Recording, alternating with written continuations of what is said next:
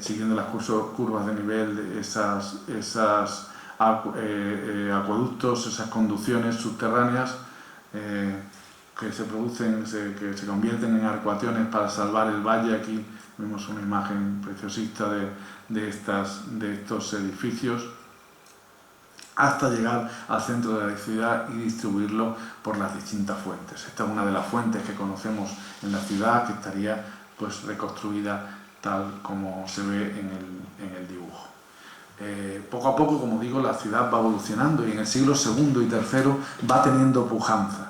Y esa pujanza se observa en la construcción también de nuevos edificios públicos, como por ejemplo el templo de Marte, dedicado en época de Adriano, y que afortunadamente lo hemos podido recuperar por su reutilización en el siglo XVII, como el lugar de conmemoración del martirio del horno de Santa Eulalia, o por ejemplo la Basílica de la Borde, construida en el siglo III. Así llegamos al siglo IV, ese siglo donde se transforma la ciudad, donde se transforma el urbanismo de la ciudad, fundamentalmente por dos aspectos. Por una parte, la introducción del cristianismo en la ciudad, la introducción de las primeras manifestaciones arquitectónicas en la ciudad, y por otra, la designación de Mérida como capital de la diócesis hispaniana, es decir, capital de Hispania. Eso produjo una transformación urbanística en el siglo IV muy importante, que va a anticipar lo que será ya la ciudad visigoda, en la ciudad del siglo V, VI y VII, teniendo en cuenta que ya en el siglo V los principales edificios públicos de la ciudad, los foros, el teatro, el anfiteatro, están absolutamente abandonados y se construyen nuevos polos de atracción de la ciudadanía, como son las iglesias. Pero eso ya es otra historia. Muchísimas gracias.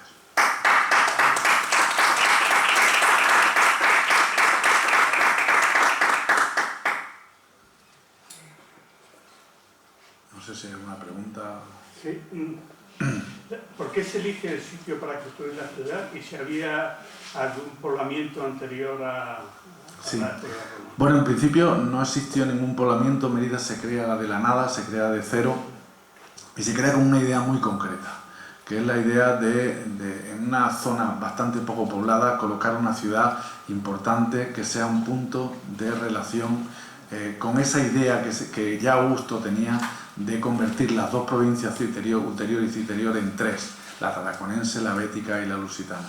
Y la sitúa en un sitio yo creo que estratégico, en esa vía de la Plata, en ese punto de encuentro entre el norte y el sur, en una zona cercana a la minería, en una buena tierra de labor para que cultivaran los veteranos, con agua, con recursos naturales para la construcción, para las canteras, para la construcción, y sobre todo muy cercana a la bética. Yo creo que Mérida era una de las ciudades mejor situadas,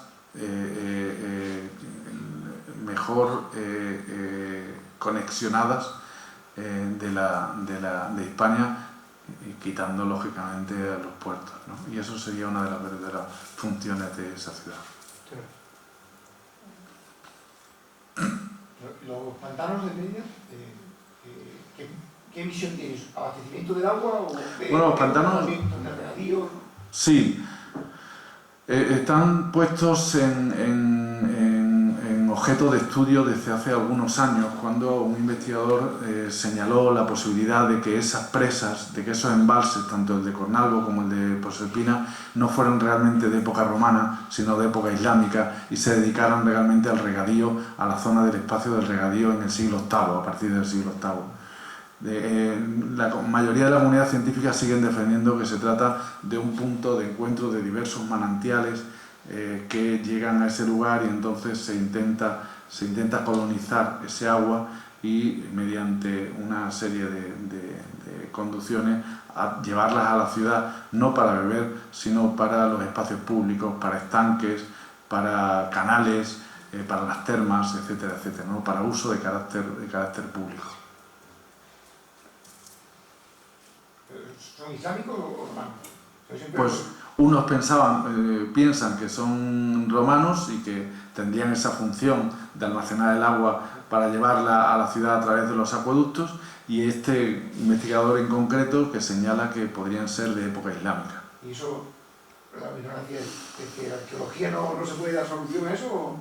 Bueno, sí, lo que pasa es que la arqueología funciona a nivel de hipótesis y no de certezas absolutas, de certezas absolutas. La mayor parte de los investigadores creen, por la construcción, por las formas constructivas, por la aparición de una inscripción en el interior, etcétera, etcétera, que sería de época romana. Pero yo digo todo lo que existe, y lo que existe es también un investigador que señala que esa fórmula constructiva podría relacionarse más bien con la época islámica, y que además ese agua que estaba embalsada ahí podría llegar, lógicamente, en mal estado a la ciudad, y por tanto no hacer unos acueductos tan grandes para traer un agua que está en mal estado, ¿no? Porque estaba ahí almacenada durante mucho tiempo, ¿no? Son las dos opciones que existen. ¿Qué población tenía Mérida cuando...? Pues es la gran pregunta. Sí. Y en el siglo I, después que deduzco de sus palabras que el siglo III es cuando Mérida está en el auge económico de desarrollo, ¿no? Sí. Entonces, ¿cómo evolucionó la demografía y el comercio en esa época? Sí, Mérida tiene un poder, tiene dos momentos importantes. En época Flavia, cuando se produce la monumentalización de la ciudad, cuando la dinastía Flavia llega al poder y se produce el cambio administrativo en la mayoría de las ciudades de la península ibérica, cuando adquieren el estatus de municipium o de colonia la mayoría de las ciudades, y en Mérida se produce la monumentalización. Y ahí se produce un comercio, se producen talleres, se nota que efectivamente la ciudad está en efervescencia. Y un segundo momento importante es el siglo IV, más que el tercero o el cuarto. Bueno, realmente a finales del tercero, comienzos del cuarto, cuando Mérida es designada capital de la diócesis de Hispanielo. Mérida es capital en ese momento de Hispania, por encima de Tárraco y de Córdoba. Llegan altos funcionarios a la ciudad, se construyen nuevos edificios, existe un comercio, porque, como decía anterior, Mérida está muy bien comunicada, Augusta Mérida está muy bien comunicada, aunque sea terrestre, a nivel terrestre, ¿no? Y son los dos momentos álgidos de la ciudad. En cuanto a la población, es difícil de señalar, porque si bien tenemos más o menos claro el número de viviendas y el número de personas que había en la zona intramuros, la ciudad se abastecía fundamentalmente de personas que vivían extramuros, en las ciudades, en las afueras de la ciudad, y ahí es difícil saberlo. Pero echando un cálculo, si en el circo había 30.000, cabían 30.000 personas, en el anfiteatro 15.000 y en 6.000, 7.000 en el teatro, pensamos que en el momento de mayor esplendor podría llegar a tener unos 50.000 habitantes aproximadamente. Pero, perdón, el desarrollo económico, lógicamente, tendría que ir de acuerdo con una acuñación de moneda que por acompañamiento lógico, ¿no?, en las transacciones, en la comercialización de los productos. Pero yo, por lo poco que he leído, me da la impresión de que la acuñación de moneda importante se hizo en la época de Augusto, sí. ¿sí?, y después en Tiberio, también un poquito, pero no conozco mucho más. Y además no se llegaron a acuñar piezas importantes, por lo que he visto incluso en los museos que he visitado, ¿no? Y entonces la pieza más importante ha sido siempre un denario, ¿no? Los denarios de Augusto, creo que Tiberio a lo mejor puede tener alguno, pero después, bueno, ya los ases y el pondio, pero Áureos no conozco ninguno. Áureos, sí, había muchos. Sí, había, bueno, muchos. Había. Sí, en el Museo Nacional de Arte Romano tiene algunos ejemplares en Mérida. Sí. ¿Y de qué época son los áureos? Pues de época augustea también. De Augusto también. Sí. De Tiberio, entonces ya no hay, ya se acabaron. Ahora no recuerdo yo, me pone usted un aprieto si realmente existían áureos de época. Es que la pregunta iba por que entonces que realmente el desarrollo económico y comercial era en la época de Augusto, la otra ya fue decreciendo y sin embargo la ciudad fue creciendo y no, lo que pasa es que normalmente se produce, las cecas tienen mayor acuñación cuando se funda la ciudad y a partir de ahí se siguen utilizando.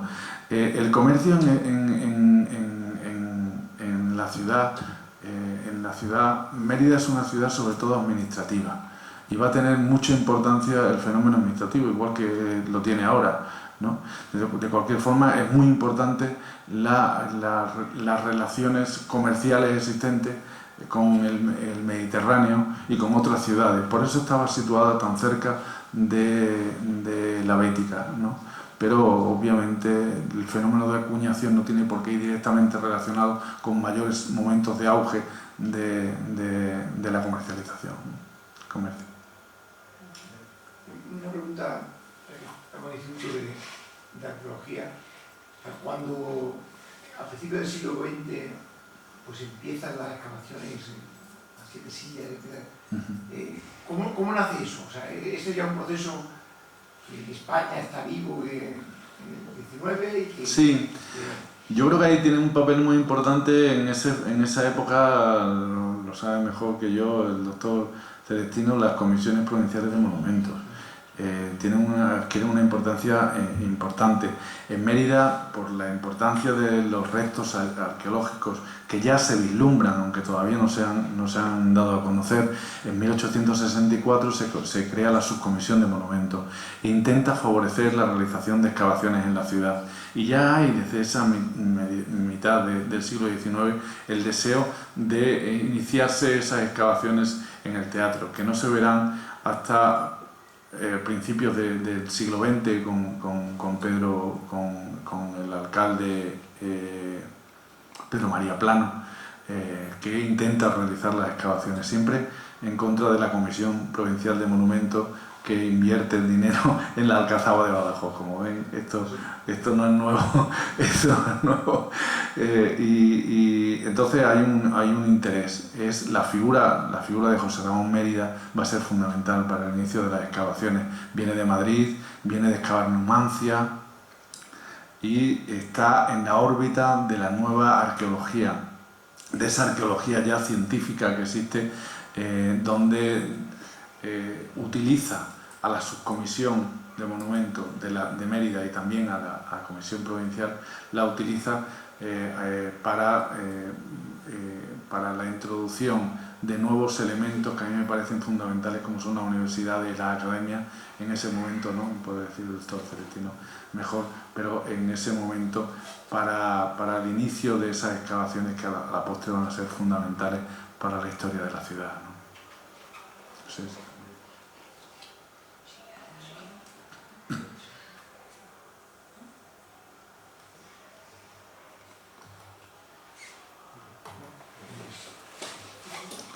pues nada, muchas gracias a todos por su atención. Muchas gracias. Gracias.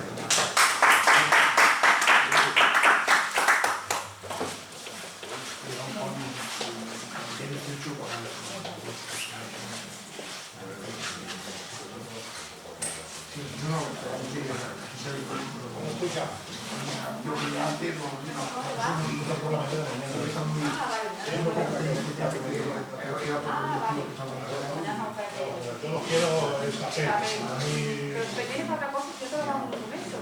Solo vienes para eso. No, ya de paso a Ah, bien, me da pasito.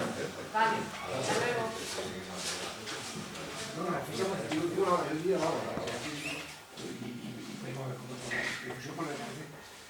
Que si ha salido de hoy, ¿no? Porque no ha salido de la agenda del día. Sí, la agenda del día creo que ya lo he visto por internet y